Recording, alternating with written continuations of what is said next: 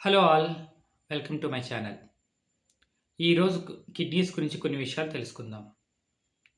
మనిషి శరీరంలో ఏ ఆర్గాన్ అయినా తను రిపేర్ చేసుకోగలుగుతుంది కొంతవరకు. కానీ కిడ్నీస్ విషయానికొస్తే అది అలా జరగదు. Medication compulsory. కాబట్టి కిడ్నీస్ ఆరోగ్యాన్ని కాపాడుకోవడం చాలా చాలా ముఖ్యం. ఈరోజు మన చేతిలో ఉన్న పరిష్కారాలు కిడ్నీస్ హెల్త్ కోసం ఏమున్నాయో ఆలోచిద్దాం. అంతేకాకుండా కిడ్నీస్ ఒకవేళ పనితీరు మందగిస్తుంటే వాటికి వచ్చే సిమ్టమ్స్ ఎలా ఉంటాయో కూడా తెలుసుకుందాం. కిడ్నీస్ హెల్త్ అనుకున్న దానికంటే బాగలేదు అని చెప్పే కొన్ని సంకేతాలుంటాయి. వాటి గురించి ఫస్ట్ మనం డిస్కస్ చేద్దాం. మొట్టమొదటిది కాళ్ళు, పాదాలు వాచిపోతాయి. ఈ యాంకిల్స్ ఏవైతే ఉన్నాయో వాటి ఉన్న సైజ్ కంటే కాస్త ఉబ్బినట్టు ఉంటాయి. పాదాలు కూడా అంతే. అది ఫేస్‌లో గూడా మనకు తెలుస్తుంది. కాస్త ఫేస్ ఉబ్బినట్టు కనిపిస్తుంది. రెండవది ఫ్రీక్వెంట్ యూరినేషన్. తరచుగా మూత్రానికి వెళ్తూ ఉంటారు. ప్లస్ మూత్రం పోసినప్పుడు ఎక్కువగా ఫోమ్ అనేది తయారవుతుంది. ఎర్లీ మార్నింగ్ లేసినప్పుడు ఫోమ్ అనేది అందరికీ వస్తుంది. ఎందుకంటే యూరిక్ యాసిడ్ లెవెల్స్ ఎక్కువగా ఉంటాయి కాబట్టి మూత్రంలో. కానీ కిడ్నీస్ పాడైనప్పుడు వాళ్ళు ఎప్పుడు యూరిన్ పాస్ చేసినా సరే ఆ ఫోమ్ అనేది ఉంటుంది. ఆ ఫోమ్ కూడా అంత ఈజీగా టాయిలెట్ నుండి బయటికి పోదు. ఇది కూడా ఒక సంకేతం. యూరిన్‌లో బ్లడ్ పడడం కూడా ఒక ఇండికేషన్.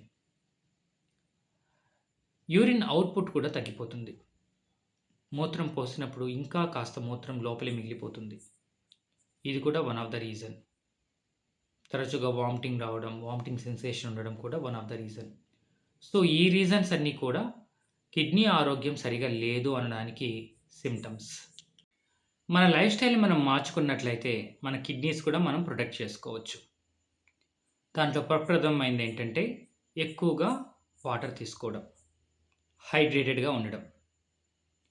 ఎర్లీ మార్నింగ్ లేస్తూనే మనం కాస్త ఎక్కువ వాటర్ తీసుకున్నట్లయితే దాదాపుగా 1 లీటర్ వరకు మనం తీసుకోవచ్చు. తీసుకున్నట్లయితే బ్లడ్‌లో ఉన్న యూరిక్ యాసిడ్ లెవెల్స్ అన్నీ కూడా యూరిన్ ద్వారా బయటికి వెళ్ళిపోతాయి. అప్పుడు రక్తం కూడా పలసబడుతుంది వాటర్ వల్ల. సో, పల్చగా అయిన రక్తాన్ని వడగట్టడం మూత్రాలకి ఈజీ. కాబట్టి చిక్కటి రక్తం వడగట్టడం కంటే కూడా పలసని రక్తం వడగట్టడం చాలా ఈజీ కాబట్టి వాటి శ్రమ కూడా తగ్గుతుంది. కాబట్టి ఎక్కువ వాటర్ తీసుకోవడం చాలా చాలా ఉత్తమం.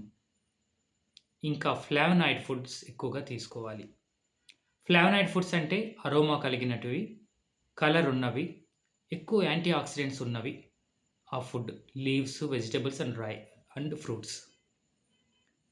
లీవ్స్, వెజిటబుల్స్ అండ్ ఫ్రూట్స్ మనం తీసుకున్నట్లయితే దానివల్ల టాక్సిన్స్ లెవెల్స్ తగ్గిపోతాయి బాడీలో. టాక్సిన్స్ ఎప్పుడైతే తక్కువగా ఉంటాయో కిడ్నీస్ కూడా ఆరోగ్యంగా ఉంటాయి. ఫిజికల్‌గా యాక్టివ్‌గా ఉండాలి. అంటే ఎక్సర్సైజ్ చేయాలి.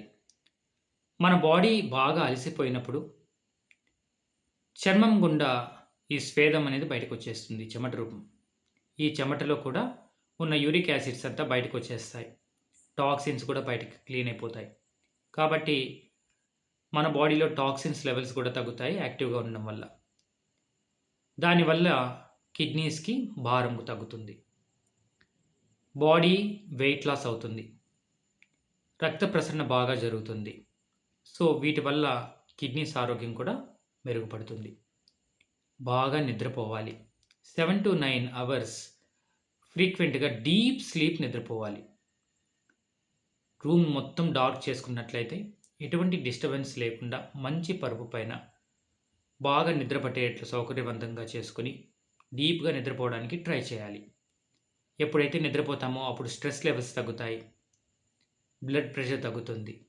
బ్లడ్ ప్రెషర్ తగ్గినప్పుడు కిడ్నీస్ పైన ప్రెషర్ కూడా తగ్గుతుంది.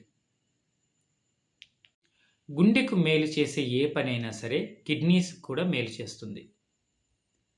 గుండెకు మేలు చేసింది అంటే బ్లడ్ ప్రెషర్ తగ్గుతుంది.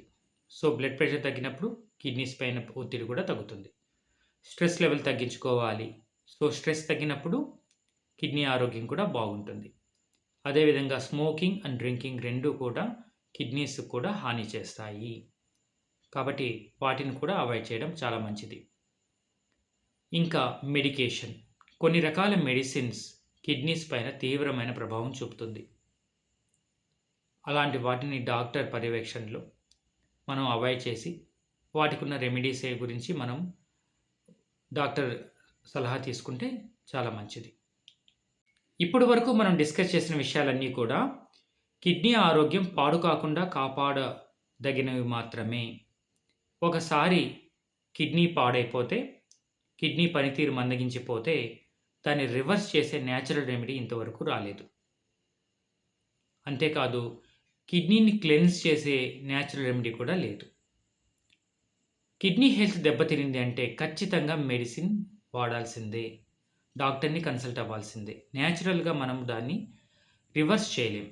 సో, ఈ విషయాన్ని మనం మనసులో ఉంచుకొని కిడ్నీస్ విషయంలో చాలా చాలా జాగ్రత్తగా వహించాలని నేను కోరుకుంటున్నాను. నా ఈ కంటెంట్ మీకు నచ్చినట్లయితే నా ఛానల్‌ని సబ్స్క్రైబ్ చేసుకొని సపోర్ట్ చేయండి. Thank you very much.